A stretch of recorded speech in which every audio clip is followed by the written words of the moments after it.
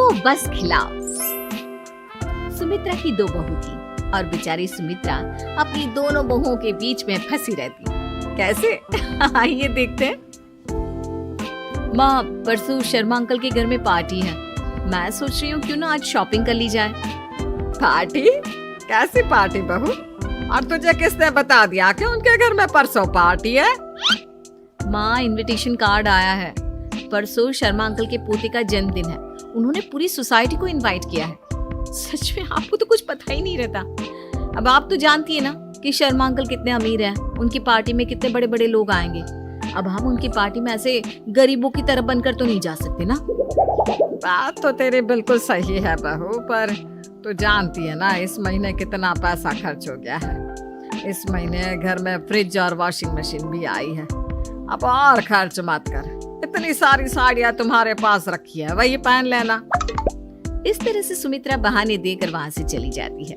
बेचारी दीपाली, जिसे शॉपिंग का बहुत शौक था, उसका शौक रखा का रखा रह जाता है। कुछ देर बाद दीपाली अपनी देवरानी अंकिता के साथ रसोई में खाना बना रही होती है और उससे अपना दुख शेयर करती है। अब तुम ही बताओ अंकिता, हम इतनी बड़ी पार्टी में इस तरह से बनकर जाएंगे नॉर्मल लोगों की तरह? क्या दीदी, आजकल की पार्टी में कौन इतना सच धज के जाता है। जितने सिंपल बने रहो उतने अच्छे लगते हैं और क्लासी भी। मेरे पास तो बहुत सारे कपड़े रखे हैं जिसे मैंने अब तक पहने ही नहीं। अगर आपकी शॉपिंग नहीं हो पाई तो आप मुझसे मेरी साड़ियाँ ले लेना। मुझे तो बस गहने चाहिए। मेरे पास बहुत भारी गहने हैं, अब कुछ हल्का चाहिए। वाह अंकिता, क्या दिमाग पाया है तुमने। माँ जी यहाँ मुझे साड़ी खरीदने से रोक रही है और तुम्हें लगता है कि वो तुम्हें गहने के लिए पैसे देंगी? दीदी, आप इस गलतफहमी से बाहर निकले कि मैं कुछ करवा नहीं सकती। मुझे बहुत अच्छे से पता है कि माँ जी को अपने इशारों पर कैसे नचाना है। हाँ, आखिर मैं भी तो जानूं कि तुम ऐसा भी क्या खिलाकर माँ जी पर जादू करना चाहती हो और उन्हें अपने इशारों पर नचाने की कोशिश करना चाह रही हो। आप तो बस देखते जाइए दीदी, वेट एंड वॉच। इतना बोलकर हंसते हुए अंकिता रसोई घर से बाहर चली जाती है।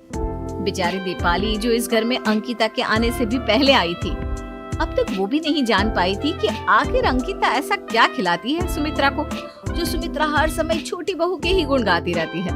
अब इसी तरह रात में पूरा परिवार एक साथ खाना खाता है और खाना खाकर सब अपने कमरे में चले जाते हैं। वहीं दूसरी ओर दीपाली और अंकिता किचन की सफाई कर रही होती है। तभी वहाँ सुमित्रा अपनी दवाई ढूंढते हुए आती है। बहू, तुम दोनों में से किसी ने मेरी दवाई देखी है क्या? ना दवाई मिल रही है, ना ही चश्मा मिल रहा है। माँ जी, कुछ ना मिला करे तो मुझे बता दीजिए। रुकिए, मैं अभी आपकी दवाई और चश्मा लेकर आती हूँ। अंकिता फटाफट अपनी सास की दवाई और चश्मा लेकर आती है। चश्मा लगाने के बाद हमेशा की तरह दूध के साथ सुमित्रा अपनी दवाई लेती है। तभी अंकिता अपनी सास से कहती है, माँ जी, आज मैंने स्पेशल कचौड़ियाँ आपके लिए बनाई थी। कैसी लगी आपको?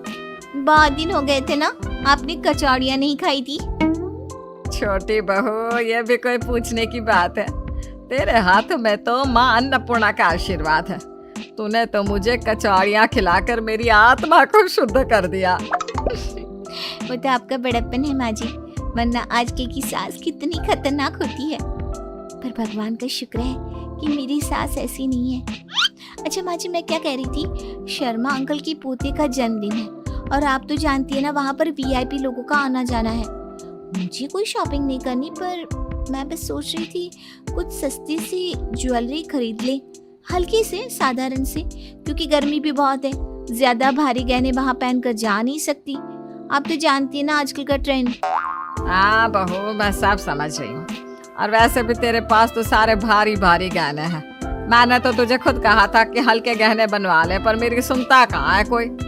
कल ना मुझसे पैसे ले लेना और जाकर कुछ हल्के गहने लेकर आना, ताकि परसों पार्टी में अच्छे से पहन कर जा सको और 4 लोग देख कर कह सके, वो देखो सुमित्रा की बहू।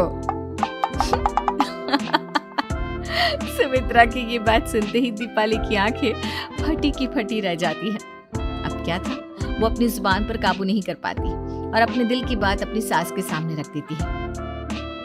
अरे अंकिता, तुमने सच में ऐसा भी माँ जी को क्या खिलाया कि इनके रंग ढंग हाव भाव बदल गए? दिन में जब मैंने शॉपिंग की बात की तो उन्होंने साफ साफ इनकार कर दिया और अब तुम्हें गहने के लिए पैसे दे रही है। माँ जी, बहू में भेदभाव क्यों कर रही हैं आप? बहू, मेरे लिए तुम दोनों एक बराबर हो। शॉपिंग करने के लिए मना किया था, गहने खरीदने के लिए थोड़ी ना। वो सामान खरीदो जो तुम्हारे पास नहीं है। पर तुम्हें तो साड़ियां ही लेनी है, जबकि पूरी अलमारी उल्टी कर रही है कपड़ों से। सुमित्रा उल्टा दीपाली को ही समझाकर चली जाती है। बेचारी दीपाली को कुछ समझ में नहीं आता कि उसके साथ क्या हो गया। अब इसी तरह से कुछ दिन बीत जाते हैं और एक दिन, माँ जी 2 दिन हो चुके हैं टीवी को बंद हुए, टीवी ठीक करवा लीजिए ना। और ये फ्रिज देखिए कितना पुराना हो गया है, कितना छोटा सा फ्रिज है, सामान भी सही से नहीं आ पाता और खाना भी बर्बाद हो जाता है। बहू, तू तो जब अपना मुंह खोलती है खर्च की ही बात करती है। पर मैंने अब कौन सी खर्च की बात कर दी माँ जी? मैं तो बस सच बोल रही हूँ, सच में खाना बर्बाद हो जाता है। बेचारी दीपाली हमेशा की तरह बोल ही रही होती है कि सुमित्रा दीपाली की बातों को अनसुना कर वहां से चली जाती है। जिसके बाद दीपाली भी अपनी देवरानी की तरह दिमाग लगाती है, क्योंकि अब दीपाली भी समझ चुकी थी कि सास को बस में कैसे करना है। ऐसे नहीं मानने वाली मेरी सास, जब तक उनकी मनपसंद चीज उनके मुंह में ना ठूस दूं। माँ जी, अब मुझे भी पता चल चुका है कि आपको कैसे खुश रखना है। बस आपको कुछ खिला दूं ताकि मेरी बात आप मान जाओ। अब क्या था, दीपाली भी अंकिता की तरह अपनी सास के लिए उसकी फेवरेट इडली बनाती है, जिसे खाने के बाद सुमित्रा की खुशी का ठिकाना नहीं रहता। बहू, तुझे ना अपनी खुद की दुकान खोल लेनी चाहिए। तेरे हाथों में तो जादू है। मुझे नहीं लगता कि हमारे पूरे मोहल्ले में तुझसे अच्छा इडली कोई बनाना जानता होगा। वैसे इडली का सारा सामान रखा है ना, मुझे कल नाश्ते में भी यही देना। हाँ माँ जी, मैंने बहुत सारा बैटर बनाया है। अभी इडली का सारा सामान रखा है, कल सुबह भी आपके लिए वही बना दूंगी नाश्ते में। बस दीपाली अपनी सास को इडली खिलाकर उसका दिल जीत लेती है। पर ये क्या, अगली सुबह जब बेचारी सुमित्रा खाने की टेबल पर इडली का इंतजार कर रही होती है, तभी दीपाली छोटा सा मुंह बनाकर आती है और अपनी सास से कहती है, माँ जी माफ करना, पर सांभर और इडली खराब हो गई। फ्रिज में जगह ही नहीं थी ना, कहाँ रखती इडली बनाने का सामान। अगर आप फ्रिज ले आती तो इतनी दिक्कत ना होती। टीवी भी बंद पड़ा है, पूरा दिन आप बोर होती रहती हैं। मेरा क्या है, मैं तो फोन से भी खुश हूँ। मुझे तो आपकी चिंता होती है, लगता है आप पर शनि भारी है। अरे बहू, कुछ भी बोलती है। मुझ पर आज तक शनिदेव भारी नहीं पड़े। अरे फ्रिज का क्या है, मैं अभी अपने बेटों से कहती हूँ अभी के अभी घर में फ्रिज आ जाएगा। इस फ्रिज की वजह से और नुकसान नहीं झेल सकती मैं। लो जी, जो सुमित्रा अब तक नए फ्रिज के खिलाफ थी, अब वही सुमित्रा घर में फ्रिज होते हुए भी नया फ्रिज मंगवा लेती है। अब इसी तरह से दीपाली हमेशा अपनी बात मनवाने के लिए कुछ न कुछ अपनी सास को खिला देती और सुमित्रा खुश होकर दीपाली की सारी इच्छाओं को पूरी कर देती। ये देखकर अंकिता को अब अंदर ही अंदर अपनी जेठानी से जलन होने लगती है, क्योंकि अंकिता को अपनी जेठानी की तरह खाना बनाना जो नहीं आता था, सिवाय कचौड़ी के। सही है माँ जी, आपकी प्यारी बहू तो जेठानी जी ही है, तभी तो उनके हाथों का खाना खाकर आप उनकी सारी बातें कान आंख बंद करके सुनती हैं। छोटी बहू ऐसा क्यों बोल रही है? मेरे लिए तो तुम दोनों बहू एक बराबर हो। आखिर तुम दोनों ही तो मेरी पसंद की हो, फिर मैं तुम दोनों में भेदभाव क्यों करूंगी? भेदभाव तो हो रहा है ना माँ जी, जेठानी जी को मुझसे अच्छा खाना बनाना आता है, इसीलिए वो आपको हमेशा कुछ न कुछ खिला देती है और अपनी बात निकलवा लेती है। पर मैं क्या करूं, मुझे तो अच्छा खाना बनाना आता ही नहीं सिवाय कचौड़ी के, और कचौड़ी खा खा के तो अब आपका मन भर चुका है ना। मैं ना तो आपको अच्छा खाना खिला पाती हूँ और ना ही अपनी बात मनवा पाती हूँ।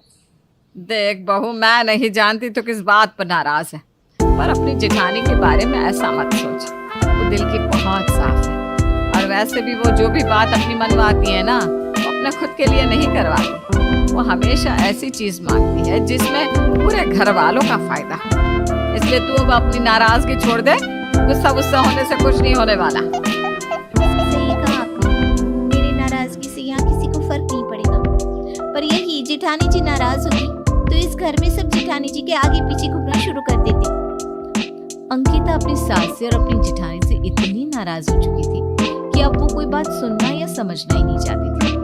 कुछ भी बात होती, अंकिता उस बात का गलत मतलब निकाल लेती, जिस वजह से अब दोनों देवरानी जेठानी के बीच में भी अक्सर लड़ाइयाँ होने लगती है। क्या है अंकिता, तुम एक भी काम ठीक से नहीं करती? कैसी रोटियां बनाई है, एक रोटी गोल नहीं है। सही कहा भाभी आपने, मुझे थोड़ी ना कुछ आता है, सब कुछ तो आपको ही आता है, तभी तो माँ जी भी आप ही के गुण गाती है। मेरा तो इस घर में होना ना होना एक बराबर है। अंकिता, जब पहले माँ जी तुम्हारे गुण गाती थी और तुम्हारी इच्छाओं को सबसे ऊपर रखती थी, तब मैंने तो तुमसे कभी लड़ाई नहीं की। पर वही माँ जी अब जब मेरी 2 बातें सुनने लगी हैं, तो तुम्हें मुझसे जलन होने लगी। मुझे क्यों जलन होगी? अगर मुझे जलन होती तो माँ जी को कैसे खुश करना ये तरीका मैं आपको कभी ना बताती। जल्दी तो आप मुझसे हैं, तभी तो हमेशा माँ जी के लिए कुछ न कुछ अच्छा बनाती है और उन्हें मेरे खिलाफ भड़काती रहती है। इतना बोलकर अंकिता गुस्से में अपने कमरे में चली जाती है। पूरा दिन बीत जाता है, पर अंकिता कमरे से बाहर नहीं आती और ना ही कुछ खाती है, जिस वजह से घर के सारे काम अकेले दीपाली को करने पड़ते हैं। ये सब देखकर सुमित्रा अपनी दोनों बहू को अपने पास बुलाती है और उनकी गलतफहमियों को दूर करती है। तुम दोनों मेरे लिए एक हो, पर तुम दोनों को भी ये क्यों लगता है कि मुझे कुछ भी बनाकर बस खिला दो तो मैं उसकी बात सुन लेती हूँ। मैं तुम दोनों की बात हमेशा इसलिए सुनती हूँ क्योंकि तुम जो भी डिमांड रखती हो मेरे सामने वो जायज होती है, और मैं तुम दोनों से एक बराबर प्यार करती हूँ, खाने से नहीं। इस तरह सुमित्रा अपनी दोनों बहू के सामने अपनी बात रखकर उनके बीच की गलतफहमी को दूर कर देती है कि बस सुमित्रा को कुछ भी खिला देने से उसका दिल नहीं जीता जा सकता।